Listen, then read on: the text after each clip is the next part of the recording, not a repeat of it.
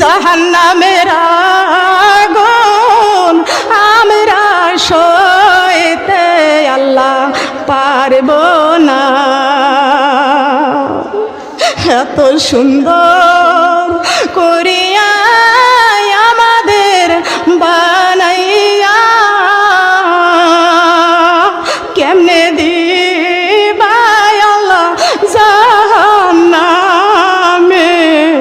ফেলি।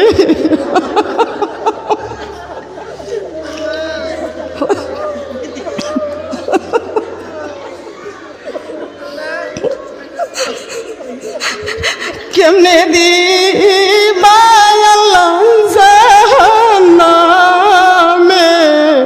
ফেলিয়া।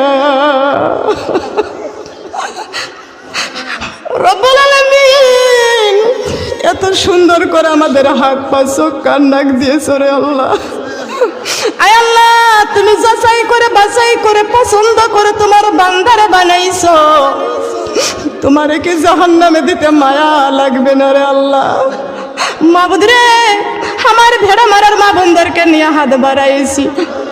আমার মা বোনরা যারা কোরআন পড়তে চাই না, নামাজ পড়তে চাই না রে আল্লাহ, পর্দা করতে চাই না, আয় আল্লাহ তাদের কলিজার মধ্যে কোরআনের মহব্বত তৈরি করে দাও, নামাজের মহব্বত তৈরি করে দাও রে আল্লাহ।